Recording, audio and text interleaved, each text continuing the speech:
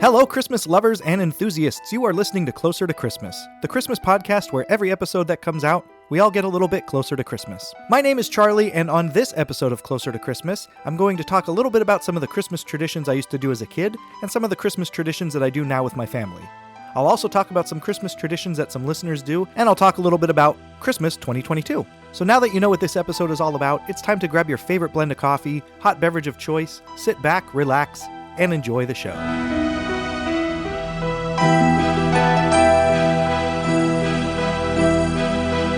All right, everybody, thank you for tuning in to Closer to Christmas. As I said at the top of the show, my name is Charlie. If this is your first time listening to the podcast, thank you for joining in. If you're a returning listener, thanks for coming back for more. It saddens me to say that Christmas 2022 is in the books. I had a great year. It was a good time with the family. But that doesn't mean we have to be down in the dumps about Christmas. It just means that we have Christmas 2023 to look forward to. And every episode that I'll be putting out, just think we're all going to be getting a little bit closer to Christmas. So Christmas 2022 was a good Christmas. I had a great time with the family. We did a lot of the things that we usually do. You know, Christmas Eve, when I was younger, Christmas Eve used to be a big festivity. We'd go to my mother-in-law's house, probably for the last, I don't know, we'll say 12 or 13 years. We would go to her house on Christmas Eve for the beginning part of the day. We'd get up there for around noon, and we would just basically snack on things. Everybody would bring a covered dish, usually baked goods. It's nothing big. It's not a big meal or anything like that. So that would kind of be your lunch. It would just be like some Christmas grazing while everyone just hangs out and talks. And then a lot of the kids would just go in the living room and we would exchange gifts. Over the last, I want to say probably 3 years, we did a white elephant gift exchange, Yankee swap type of thing if you're an Office fan, and that was a lot of fun. The first year we did it, a lot of the little kids got upset because some of the other people kind of bought gifts that were more not for little kids, I guess I should say, and there are a lot of kids that participated in the white elephant, so some of the gifts weren't to their liking, so they were a little upset about that. The next year, everybody did well, everybody left happy, and I think the 2 years after that, everyone did good. So what I usually do for the white elephant gift for that is at the end of Christmas, I'll usually find some good deals on some Christmas items and buy a few of those and save them for next year because, you know, it comes down to it when you're doing Christmas shopping, that's really not the first thing that's on my mind is a white elephant gift. And then I remember I do have a bin. I have a few things stashed away in there, so I'll pick out a few random things and wrap those up for the gift exchange. So that's always a good thing to do. But anyway, so we would go to my mother-in-law's for a few hours, and after the gift exchange, everybody would talk for a little bit more. Then I would go over to my grandfather's house, my grandfather and grandmother's. So they lived in an area that is very close to where I live, so we would always just go over there, and that was your traditional Italian Christmas Eve dinner. It was, you know, they made like your fishes, your raviolis. I'm a vegetarian, so I would just stick with the pasta, and then they make it's a stuffed pepper, but it's stuffed with like a breading. I don't really know what it would be called. I guess it's just a stuffed cherry pepper, but there's also hot versions and like spicy versions and not spicy versions of the pepper.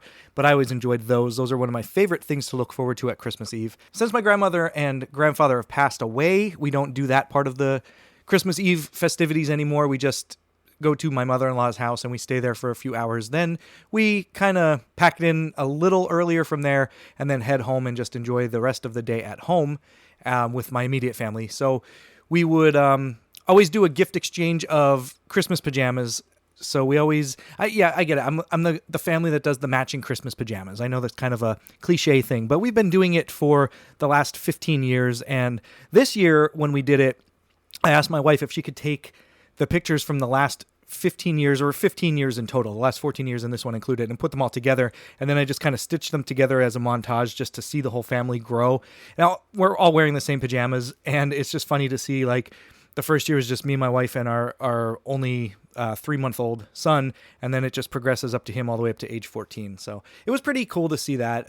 Also very heartbreaking. If any family, a parent is listening to this, you know what I'm saying. Like you see your kids flash right before your eyes. Before you know it, my older son's taller than me now. You know, I every time I look at him, I just still picture him as my little kid. And I know, a lot of parents are listening to this and they could relate to that. It's a sad time of the year when I don't know. It's just one of those things. I'm weird. Like time is like a very difficult thing for me to see, my kids growing and moving away from things that we used to do, some of the traditions that we used to do and outgrowing them. And I'm going to talk a little bit about the one towards the end here when I talk about the traditions that my older son only participated in a little bit this year.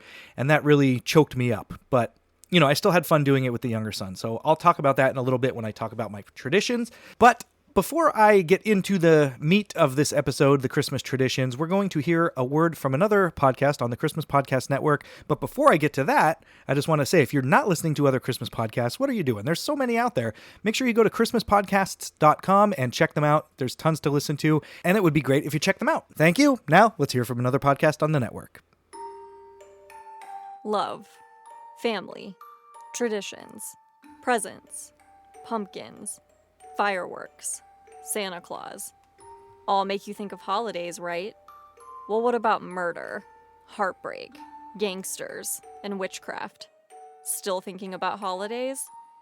I will take you on a journey to the lesser-known sides of the holidays, the sides history might try to forget, the celebrations that you might not be familiar with. Oh, and don't worry, I'll be sprinkling in some elements of normal holiday traditions too. After all, even those of us with a dark side still have a special place in our hearts for the Easter Bunny, Valentine's candy, cute jack-o'-lanterns and ghosts, and of course, all things merry and bright. Let's uncover and celebrate the strange and unusual together. I'm your host, Kristen, and this is Holidays After Dark. All right, we're back, and I'm going to get to the main topic of this episode, which is Christmas traditions. I'm going to cover a couple of them that I did as a child, and I will talk about one that we do now. So as a child, now this one's going to sound a little odd, but it was fun, and we always looked forward to it. So my older brother and I, we would go visit my grandparents on the weekends, and they lived in a half double, and on the other half was my aunt and uncle that lived there. So we would just kind of toggle between the two houses and, walk back and forth. It was connected house. Why wouldn't you? And for Christmas, a tradition that me and my older brother always had, and I should say my aunt and uncle for that matter, my aunt and I would stay in the kitchen area of the house, kitchen dining room area, because it was a smaller house, and we would make Christmas cookies. And my older brother and my uncle would sit in the living room. And this is going to sound kind of violent, but trust me when I say this, it was more fun than anything. My aunt and I would stay in that area and bake Christmas cookies. Would be up there with all the trays and the bowls mixing stuff. And my older brother and my uncle would be in the front room in the dining room, and they had a pet dog, so they had a lot of dog toys. And these were just the soft, squishy, rubbery kind that when you squeeze them, they would make a noise. But they would just sit there and chuck them at us while we were making cookies. So you're kind of baking cookies and dodging flying dog toys left and right. And again, I know it sounds kind of violent and weird, but it was fun. Me and my older brother always looked forward to doing that. And I guess I should ask him how many years we actually did that for. In my head, it's something that happened all the time, but maybe it only happened 2 or 3 times. But that was something I looked forward to, and that was always fun. I'm going to kind of toggle between some of my traditions and some traditions that I got sent in to me, just because I don't want to just throw all mine out there all at once. But Scott from over at Holly Jolly Ex Masu podcast, he said when he was a kid, each year we'd go to midnight mass and then drive around looking at Christmas lights on the way home. With my kid, a big one is Christmas pajamas every Christmas Eve. So yeah, we have that same tradition. Christmas Eve is when we give them, and Christmas Eve is when we take our photo. What we've been doing over the years, like I said, I have that 15 years worth of photos that we have been taking. It's just a photo of all of us sitting by the tree, and then also a couple photos of us while I'm reading the night before Christmas. I'll just have the same book out and we're just looking at it. So we do set up a couple of shots. Like there'll be one where the kids are like making a surprised face while they're looking at the book, just that kind of stuff. But yeah, we do the Christmas Eve pajamas as well. So another tradition I used to do as a kid, and when I say kid, I mean growing up until probably the age of 18 to 20, somewhere around there. What I would do, and there's a couple of the home videos at Christmas time where you could actually see me doing it, but what I would do is go into the living room where the Christmas presents were located, and I would find my presents, and I would always take one of them. It didn't matter what one. It needed to be one. It could be any size, nothing exciting. Just take one present. I would always hide it somewhere in the house, but I would try to do it so nobody saw me doing it. And then, growing up, we were a take-turn family. Everyone would take turns opening presents, and we would watch them, see what it was. I think there was one year where it was just a free-for-all, and that Christmas flew right before my eyes. I did not like that. So I guess you could say that was another Christmas tradition. We were a one-at-a-time gift family. So I have 3 siblings. I have an older brother, a younger brother, and a younger sister, and we would just sit there and take turns opening presents growing up. Back to my tradition of hiding one of the presents. I would hide one of my presents, and then we would take turns opening everything, and then I would wait probably a good 4 or 5 minutes after the last present was opened, and everyone would be sitting around, and then I would be like, wait a minute, what's that over there? Kind of like how the old man is in A Christmas Story, and I would go and grab my present and open it up in front of everybody just so I was the last person to open a present. I know that sounds very petty, and it really is, but it was fun. I would always do that, and I always got to leave Christmas knowing I was the last one to open a Christmas present, and I guess it's kind of one of those sibling rivalry things. It had nothing to do with anything else except kind of doing it to get under my brother's and sister's skin. All right, now my friend Jerry from over at Totally Rad Christmas, he told me that he goes caroling. When I was away at college, my quartet caroled at a local hospital. We still go when we're all together, though not this year because of poor weather. We also decorate the tree while listening to the Time Life Treasury and drink hot chocolate. Oh, and tamales. I have never had a tamale. I don't know if, I guess I should look it up. I don't know if they're vegetarian or not. Maybe there is a vegetarian version. I have never had a tamale. I've never gone caroling either. That's one thing I kind of want to do. I have one of my friends is very theatrical. He's a really good singer, and I believe he's gone caroling, and we always talked about it, but it's just something I never did. So I kind of want to do that. I'm not a good singer by myself, although I used to be the singer of a band years ago, but I think with a group of people caroling, people don't really pay attention to the people singing. It's just the overall atmosphere. So I think that's something I still want to add to my bucket list and complete at some point. But I'm glad to hear that you go caroling. And you had said about doing it in a hospital. That's great. When my older son was in Cub Scouts, they did that every Christmas. They would go to some of the retirement homes and hospitals, and they would actually do caroling there. And I mean, it's basically like little kids singing, kind of like a school play would be. But the people at the retirement home, they always loved it. They loved when the kids were there doing it, and we had a good time watching them do it. So I got to see my kids caroling, but I've never personally done it myself. If I do it, maybe I'll record it and that'll be an episode. So yeah, I got to send out a message to my buddy and see if that's something we got to mark and check off of the list this year, and I'll record it, and you will be the first to hear it on a podcast. But Jerry also said that he decorates the tree while listening to the Time Life Treasury. When I was little, so the house I lived in had a basement that was finished. So what we would do, there was a tree that was downstairs that we would always say it was just the kids' tree. Although it was a full-size tree, we took turns decorating that as kids. So we would be downstairs, and these were all just like, I don't want to say they were generic ornaments, but they were the ornaments that were like a styrofoam ball, and it had like the thinnest thread all wrapped around this ball, and they were just like, I remember they were red, but those ornaments, I guess that's why it was a kid's tree. Now that I think about it, it's because they were styrofoam, so if we dropped one, they wouldn't smash. Now that has me thinking that that's why my parents had us decorating that one down there and not the one upstairs with all the glass ornaments on it. I better ask my mom about that. But yeah, so those ornaments, I just remember if you had like a dry hand or like a hangnail, it would catch on that thread and the whole ornament would just fall apart. And the little plastic things were just like plastic hooks that were just shoved in the styrofoam. And that's how they were made. It's not that they were anything we did. That's just how they were made. But we always decorated that tree down there, and we had a record player, and we would listen to Christmas music down there. It was never a specific album that we listened to, just generic Christmas music. But we always had fun doing that as a family, just the kids down there decorating. Speaking of decorating a tree, I'll talk about another thing that is a Christmas tradition that I do. So 1985, I got a Garfield ornament where it's Garfield in a stocking. And if you follow my Instagram for my art account, you'll see that I did draw that the one time. I'll talk about that a little bit at the end of the show. But anyway, I have this ornament of Garfield in a Christmas stocking from 1985, and I've hung it in the same exact spot on our Christmas tree ever since I've gotten it. It's always, like, if you're looking at the front of the tree, it would always be on the top left-hand side. I don't want to say top left corner because the tree's round. There's no corners on it. But if you were to look directly at the front of the tree, so your star or angel is directly in front of you, if you walked around to the left side of the tree, top dead center, you would see my Garfield ornament. And I still hang it in that same location to this day. I'm so proud to say, and knock on wood, which I'm going to do right now, this ornament has survived since 1985, never fell, never broke, and I'm going to jinx myself by saying that, and I don't want to, but I've always been hanging this ornament since 1985 in the same spot, and it still goes there today. So that is one of my favorite ornaments, and I mentioned my Instagram. So last year, I guess you could say I'm an artist and an illustrator. Last year, I did 365 drawings of Christmas. I started on January 1st and drew a Christmas drawing every day in 2022. And you could follow my art Instagram account if you would like. It is at Ague Designs, AGUEDESIGNS. Last year I did a Christmas drawing every day. I got so burnt out by the end of the year.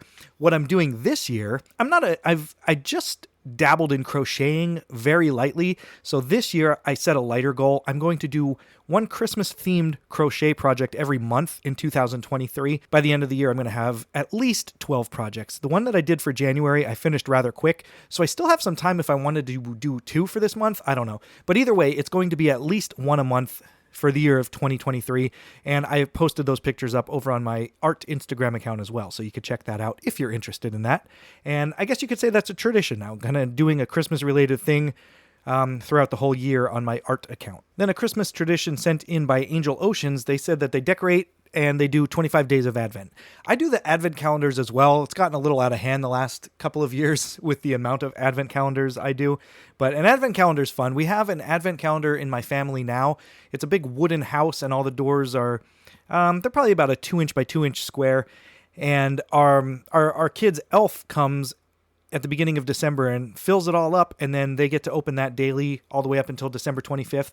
But it has me thinking, like, Advent calendars, like that one I have has 25 days in it. Some of the chocolate ones the kids buy, or the kids get for Advent, there's only 24 doors in it. The Funko Pop one that I did this year only had 24 doors. The one I did last year had 25 doors.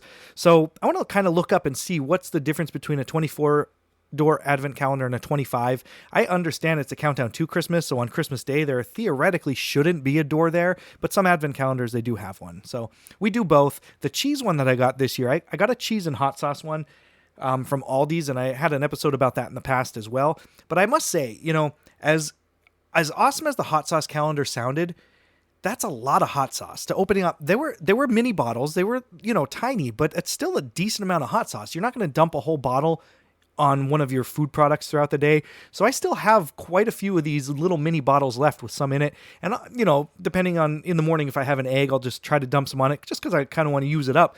But the cheese Advent calendar is always a good one. I like that one. I'll continue to do that one every year. I don't think I'll be picking up a hot sauce one next year. I tried to pair them though this year. So every time I opened up the cheese one, we opened up a hot sauce one, and I would dump some of the hot sauce on the cheese. So I had a little bit of a pairing there with that. I'm not a wine drinker, but Aldi also did have a wine Advent calendar. So that's another one too that you could pair with the cheese Advent calendar if you got that one as well. Another tradition that we did growing up, my mom would draw this Santa Claus on a piece of, it was probably just regular paper, 2 of them stuck together, and it would be a big Santa face.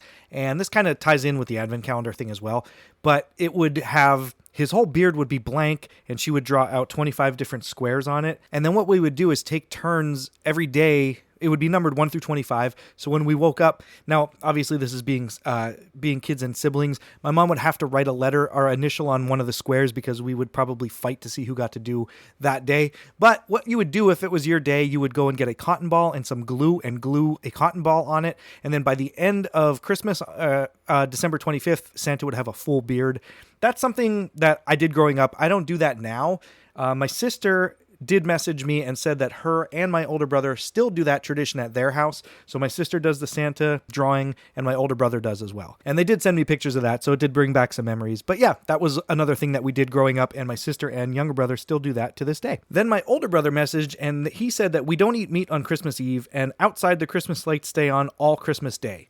That's something I never even thought of, and I don't know why. I did hear somewhere on another podcast this year, they were saying that the Christmas lights stay on all Christmas Eve night into Christmas Day and then all day on Christmas. I never thought about that. My lights are on a timer outside, but I think I'm going to start that one for next year. It's a good idea to make sure your house is lit up nice and bright so Santa and his elves can find your house. But I think I'm going to do that one in 2023. Then my mom messaged in and she said one of the Christmas traditions that she does is that she tells the baby Jesus happy birthday. Now, hear me out on this one. I don't know if it's true. I think it is. Again, another one of those childhood memories. I could swear that on Christmas morning, we were not allowed to go out into the living room and get any of our presents until we all met in my parents' bedroom and sang happy birthday to Jesus. It might not have happened. Maybe it's just something I'm thinking happened, but that is something that's kind of burned in my brain that we used to have to do, but maybe we didn't. I don't know. This is one of those things where maybe I just thought that I had to do that enough times that I thought it was true. Maybe it wasn't. But yeah, so my mom still I mean, her saying that she tells the baby Jesus happy birthday makes me think that maybe we did have to do that. But I guess while I'm talking about my family, my younger brother also said that the Christmas lights stay on all Christmas Eve night so that Santa can find our house. So, yep, that's what I said before. Maybe that's where I'm thinking about it because you sent that in. But yeah, so that's something I think I'm going to do going forward from this point on. But yeah, Christmas lights on all Christmas Eve night. Sounds like a great idea. So then my sister-in-law messaged me and she said that they do Happy Birthday Jesus and the gifts from the girls' elves, which are the new Christmas pajamas on Christmas Eve. So there's another one for the Christmas Eve pajama gifts. Then I have 2 more that I have written down here. I'm sure there's more, but that's just something I could throw in some of the episodes in the future. But these ones are current ones. So between Christmas and New Year's, like I said, I take that week off from work. I started doing something when my older son was 2 years old, and I call it Christmas Camp Out. And this is something that I talked about at the beginning of this episode. Around 8 or 8:30, we would clear out the living room, and that just means move the coffee table out into the other room. And we would clear the area on the floor. We would set it up with blankets on the floor, pillows, sleeping bags. A few of the items have changed over the years. Like my older son, when he was little, he used to bring out a little camping light and stuff like that. But what we would do is sleep in the living room, watching Christmas movies, just to sleep in the living room with the Christmas tree on and just have that one night of sleeping out under the stars, if you will. But what I mean is we kind of lay near the Christmas tree, so if we laid there, we could see the lights from the Christmas tree, and we would just sit out there, basically watch movies, eat some Christmas cookies, and just have a Christmas camp out. And over the years, I think we did that for about maybe 5 or 6 years when it was just me and my older son. Then when we had my younger son, after he was about 2 years old, he joined in, and then every year we've just been doing that. It doesn't have to be a specific day, just any of the days between Christmas and New Year's before all the Christmas decorations get put away. Christmas camp out would happen. This year, though, so we did 13 years solid of my older son with me. We would always watch movies, and it would be your classics, your Polar Express, your Home Alone, stuff like that. We would play some Christmas games, watch Christmas movies, like I said, just do Christmas-related things. Build a few Lego sets if we had Legos. Last year we did an elf Lego set. They were the Brickheads figures and they were the elves. We did that. That was a lot of fun. But this year I was sad to say that my older son only participated in Christmas camp out for about an hour. He came out. My wife usually goes to bed in the bedroom. We set up the living room.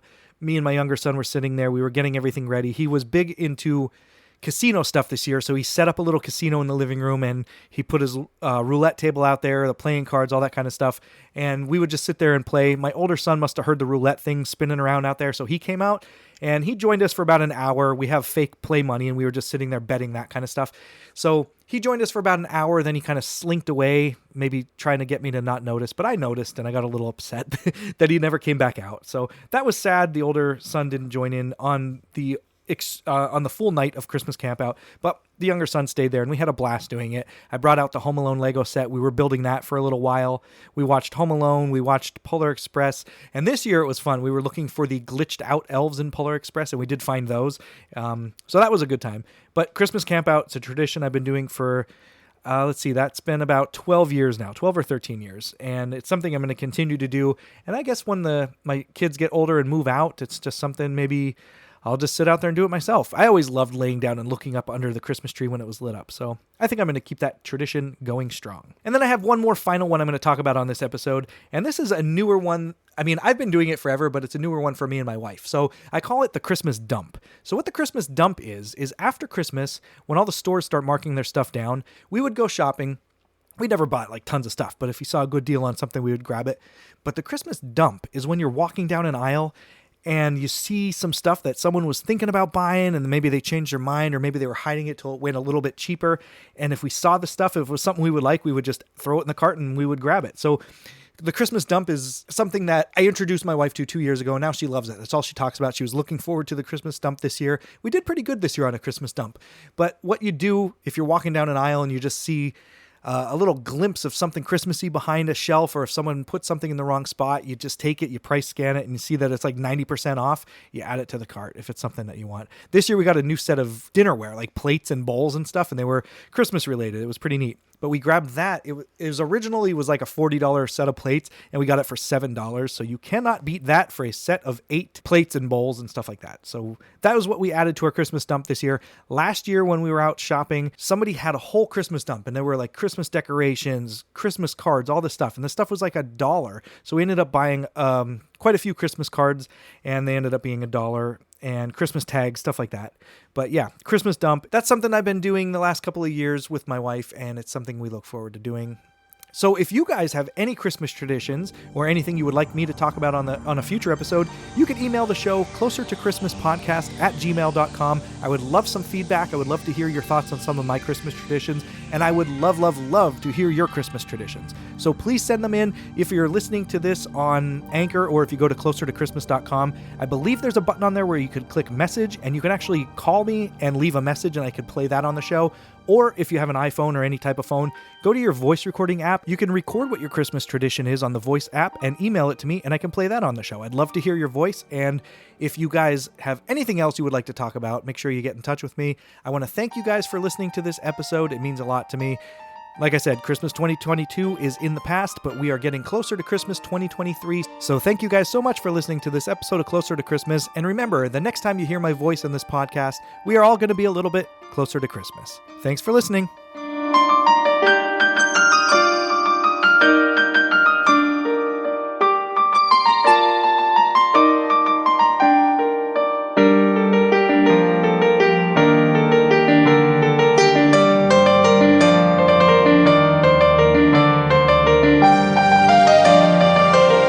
I would like to thank Kevin Ague for the use of his music for the intro and outro to this episode. Links to his music can be found on the show notes for this episode. If you could take a minute of your time and rate and review this podcast on Apple Podcasts or wherever you're listening to this show, it would be greatly appreciated. You could email the show at closertochristmaspodcast@gmail.com, and you could visit us online at closertochristmas.com. If you would like to have your voice heard on the show, or if you'd just like to send in a question or a comment, head over to closertochristmas.com and click on the message button. And finally, if you would like to follow our social media so you could see any pictures I might have discussed on the show, you could check us out on Twitter and Instagram, both at Closer to Xmas. Closer to Christmas is a proud member of the Christmas Podcast Network. The Christmas Podcast Network is home to hundreds of great Christmas podcasts from all around the world. Okay, Elfie, I'll take it from here. Make sure you visit the Christmas Podcast Network at christmaspodcasts.com.